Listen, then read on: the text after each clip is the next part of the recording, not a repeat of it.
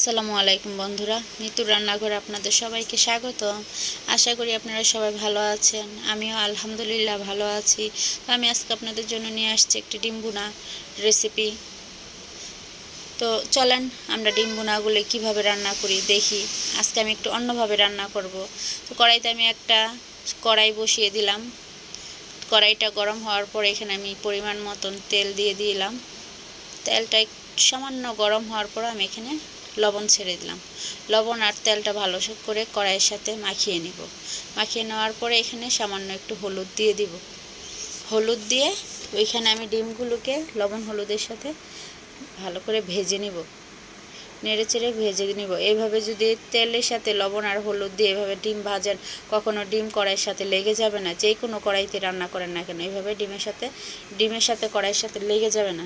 তো আচ্ছা, আমার ডিম ভাজাগুলো হয়ে গেল। এখন ওই তেলের ভিতরে আমি প্রায় এক বাটির মতন পেঁয়াজ কুচি দিয়ে দিলাম।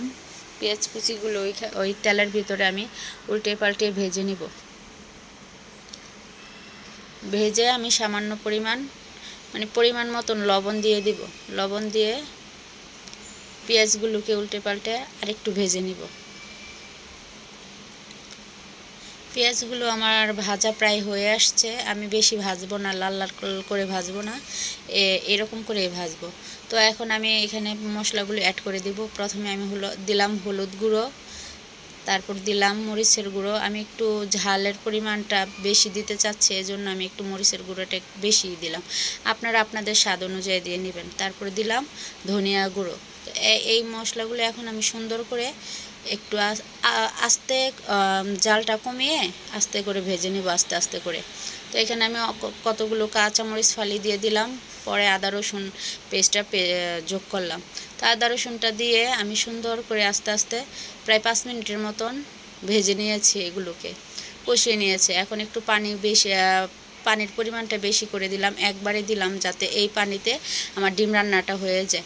তো আমি একটা ঢাকনা দিয়ে ঢেকে দিয়েছিলাম। বলক আসার পরে এখন ডিমগুলো আমি ওইখানে ছেড়ে দিচ্ছি। ছেড়ে দিয়ে নেড়ে চেড়ে একটা ঢাকনা দিয়ে ঢেকে রান্না করব 5 মিনিটের মতো। 5 মিনিট পর আমার ঢাকনাটা উঠিয়ে দেখি আমার পানিটা অনেকটা শুকিয়ে আসছে। তাই আমি নেড়ে চেড়ে আবার একটা ঢাকনা দিয়ে আবার একটু ঢেকে দিব। ঢেকে হওয়ার আগ পর্যন্ত অপেক্ষা করব, প্রায় 5 মিনিট। তো এখন দেখেন আমি ঢাকনাটা আবার উঠিয়ে দিয়েছি। উঠিয়ে দেখেন আমার ডিম রান্নাটা প্রায় হয়ে গেছে। আমি এখন লবণটা টেস্ট করে একটা বাটিতে পরিবেশন করে দেখাচ্ছি। তো বন্ধুরা, আমার ভিডিওগুলো যদি ভালো লেগে থাকে অবশ্যই আমার চ্যানেলটিকে সাবস্ক্রাইব করবেন, পাশে থাকা বেল আইকনটি বাজিয়ে দিবেন, আমার চ্যানেলটাকে শেয়ার করে দিবেন। তো আপনারা যত শেয়ার করবেন তত আমার ফ্রেন্ড ফলোয়ার বাড়বে।